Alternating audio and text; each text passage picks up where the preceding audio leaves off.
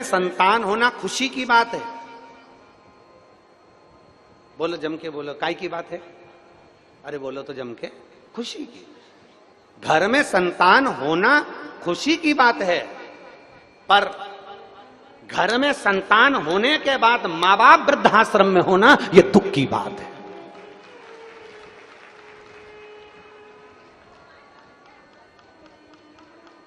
घर में संतान का होना खुशी की बात है, घर में संतान का होना बड़ी प्रसन्नता का बात है, घर में संतान होना बड़ी खुशी की बात है, पर घर में संतान होने के बाद में माता पिता वृद्धाश्रम में होना यह दुख की बात है। यह प्रसन्नता की बात नहीं, खुशी की बात नहीं, यह दुख की बात है।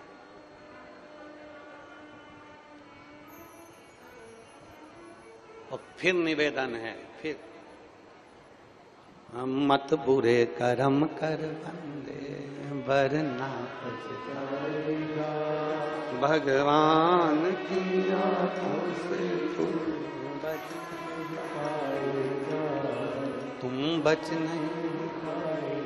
कई लोग हमसे कहते हैं महाराज जी तुम रोज की रोज एक ही लाइन को गुनगुनाते रहते हो, जब देखो जब कथा में, प्रत्येक कथा में ये लाइन हो, 2 3 4 तुम्हारी जो लाइन है वो गुनगुनाते रहते हो, ये क्यों गुनगुनाते हो? हमने कहा ये गुनगुनाने का कारण केवल इतना है कि जब तुम घर में कथा सुनने के बाद 7 दिन बाद जब अकेली रहो, घर में तुम दुकान पर जब अकेले बैठे रहो, जब तुम अकेले घर में कार्य कर रहे हो, तब तुम्हें हम याद आए चाहे नहीं आए, पर कथा की एकाध लाइन भी कोई अगर गड़बड़ करे और गड़बड़ करते से तुम्हें याद आ जाए तो समझ लेना कोई ने कुछ करा और तुम्हें याद आ जाए, मत बुरे कर्म कर वरना पछताए। बस तुम्हें याद आ गया, तुम दुख की घड़ी में पड़े हो, तुम कहीं ना कहीं तुम तकलीफ में पड़े हो और तुम्हें याद आ जाए, मेरे बाबा दया करना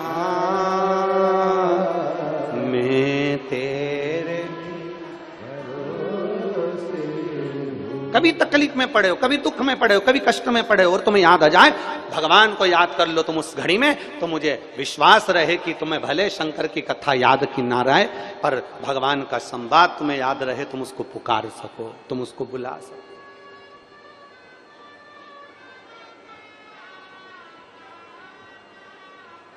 नामदेव जी को पीछे पटक दिया। नामदेव जी माया में भ्रमित नहीं हुए, नामदेव जी माया से दूर भगवान की अविरल भक्ति में डूबे रहे। नामदेव जी अविरल भक्ति, विठल विठल विठल विठल विठल विठल विठल विठल मांझा पांडु रंगा, विठल मांझा पांडुरंगा। विठल स्मरण कर रहे हैं नामदेव जी।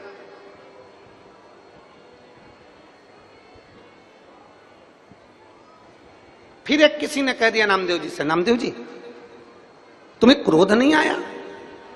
नामदेव जी तुम्हें पीछे ले जाकर पटक दिया, मंदिर के पीछे ले जाकर पटक दिया, अपशब्द कहकर पटक दिया, तुम्हें क्रोध नहीं आया? नामदेव जी कहते हैं जिसने अपनी जिंदगी में 4 चीजें अच्छी बना ली उसका जीवन सार्थक हो जाता है, वो क्रोध पर भी संयम पा लेता है। 4 चीजें नामदेव जी कहते हैं जिसने अपनी बना ली, श्रेष्ठ बना ली, उन 4 चीजों का संग अच्छा कर लिया तो उसकी जिंदगी सार्थक हो जाती है। नामदेव जी कहते हैं पहले नंबर पर है मित्र दोस्त।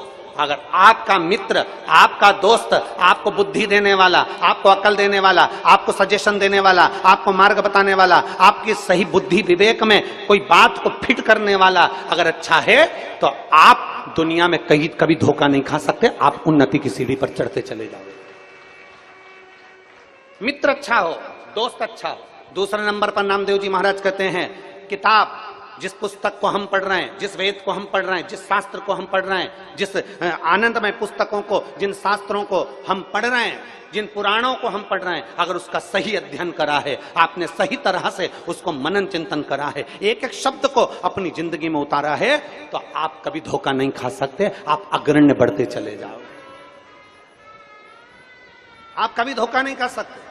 अगर आपने पुस्तक को सही से पढ़ा है, आपने वेद को सही से पढ़ा है, आपने पुराण को सही से पढ़ा है, आपने शास्त्र को सही से पढ़ा है, एक एक शिव महापुराण के एक एक शब्द को अगर आपने सही से पढ़ा है, लिंग पुराण के एक एक शब्द को आपने सही से पढ़ा है, भागवत पुराण के एक एक शब्द को आपने सही से पढ़ा है, अगर आपने रामचरितमानस के एक एक शब्द को सही से पढ़ा है, गीता को एक एक शब्द को सही से पढ़ा है, पर शिव महापुराण की कथा कहती है केवल पढ़ने से काम नहीं चलता, उन शब्दों का मनन चिंतन अपने भीतर भी होना चाहिए।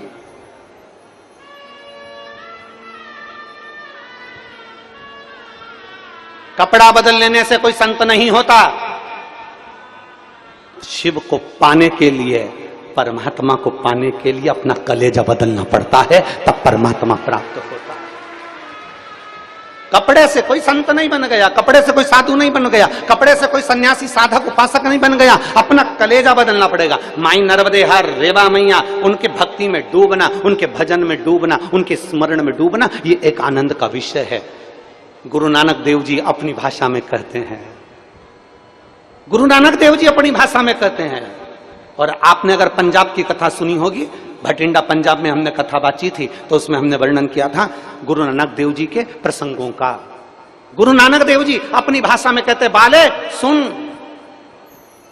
संसार में मनुष्य देह पाले ना सरल है बाले, पर संसार में मनुष्य देह पाने के बाद में उस ईश्वर को याद कर लेना कठिन बात है बाले। ये गुरु नानक देव जी अपने शिष्य से कह रहे हैं। बाले, गुरु नानक देव जी ने कहा, बाले सुन, नर सेवा ही नारायण की सेवा है। इसलिए भारत भूमि के किसी भी गुरुद्वारे में जाकर देखना, वहां लंगर आप कभी भी पहुंच जाओ और जाकर आप विनती कर दो, साहब भूखा हूं, लंगर चखना है, तुरंत अंदर से जाएंगे और जो गुरुद्वारे में रहते हैं वो मेरे भाई जाकर तुरंत तुमको लंगर चखा देंगे। नर सेवा नारायण सेवा है, ये गुरु नानक देव जी कहते हैं। संसार में अगर परमात्मा को पाना है तो मनुष्य की सेवा करना पड़ेगी। परमात्मा को पाना है, गुरु नानक देव जी ने कहा, मंदिर में दीपक लगाना, मंदिर में अगरबत्ती लगाना, मंदिर में आतिशबाजी छोड़ने से बड़ा प्रसन्नता, मंदिर में दिया लगाने से बड़ी प्रसन्नता, मंदिर में अगरबत्ती लगाने से बड़ी प्रसन्नता। गुरु नानक देव जी कहते हैं, किसी भूखे को भोजन कराने में, प्यासे को पानी पिलाने में, कोई बीमार है उसकी दवाई दिलाने में, किसी को एजुकेशन चाहिए, पढ़ना है, बच्चा बहुत होशियार है, पढ़ने का पैसा नहीं है, उसको पढ़ाने का प्रयास करना, कोई भूखा है उसको भोजन कराने का प्रयास करना, कोई प्यासा है उसको पानी पिलाने का प्रयास करना, कोई रोगीला है, दवाई की जरूरत, औषधि की जरूरत है, प्रयास करना कि हमारे पास की अगर कोई औषधि उसके काम आ जाए। मैं धन्यवाद देता हूं इस पवित्र पावन शिव महापुराण की कथा में मेरी